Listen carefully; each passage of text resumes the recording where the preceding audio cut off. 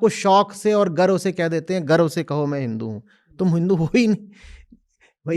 वो काम में कर्म होते हैं कि आप सकाम पूजा कर रहे हैं प्रकृति की। ज्ञान कांड में बिल्कुल अलग हो जाता है मामला। वहां कहते हैं प्रकृति से परे जाना है। कर्म कांड में प्रकृति की हो रही है पूजा, वहां है प्रकृति की पूजा। और ज्ञान कांड कहता है प्रकृति से परे जाना है। तुम प्रकृति हो ही नहीं तो तुम कौन से देवी देवता की पूजा कर रहे हो? इससे कुछ लेना देना नहीं। और पूजा भी सकाम तो होनी ही नहीं चाहिए। और कर्म कांड में जितनी पूजा है वो सब सकाम ही है। और वेदांत में बात निष्कामता की है। गीता का निष्काम कर्म योग आपने सुना ही होगा। तो वेदांत फिर क्या है? आप ऐसे कह सकते हैं कि सनातनियों के केंद्रीय दर्शन को वेदांत कहते हैं।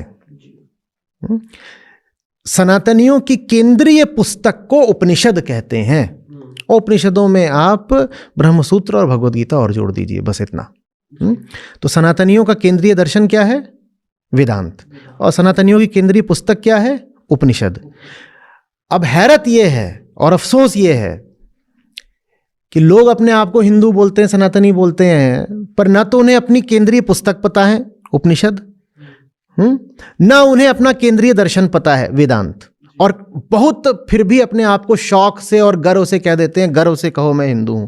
तुम हिंदू हो ही नहीं भाई। हिंदू होना कोई ऐसी बात थोड़ी है कि हिंदू घर में पैदा हो गए तो हिंदू हो गए, या होली दिवाली मना ली तो हिंदू हो गए, हाँ, या कि नाम हिंदी या संस्कृत या किसी अन्य भारतीय भाषा का रख लिया तो हिंदू हो गए। हिंदू ऐसे थोड़ी होते हैं। दुनिया में कुछ भी होने के लिए, किसी भी धार्मिक धारा से संयुक्त होने के लिए आपको उस धारा का ग्रंथ पता होगा ना, तभी तो आप उस धारा के कहलाओगे। आप कौन से हिंदू हो जिसको उपनिषद नहीं पता? आप हिंदू हो ही नहीं। फिर आप कौन से हिंदू हो जिसको वेदांत दर्शन की समझ नहीं है? आप हिंदू हो ही नहीं फिर। तो ये है वेदांत। वेदांत माने हिंदू धर्म, हिंदू धर्म माने वेदांत। ये दोनों एक हैं, बिल्कुल एक दूसरे से समानार्थी। आचार्य जी, अब इन हिंदुओं को ज़्यादा छेड़ो मत, नहीं तो गर्व से बोलो हिंदू हैं, उसी तरह वेदांत को, भगवत गीता को, ब्रह्मसूत्र को भी साथ लेकर चलने लगेंगे और कहेंगे हम हिंदू हैं। हिंदू होने का मतलब ये वेदांत भगवत गीता के पालना में आपका जीवन होना चाहिए ना।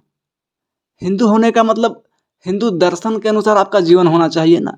ग्रंथ लेके चलने से और गर्व से कहने से हम हिंदू हैं, कोई हिंदू नहीं हो जाता है।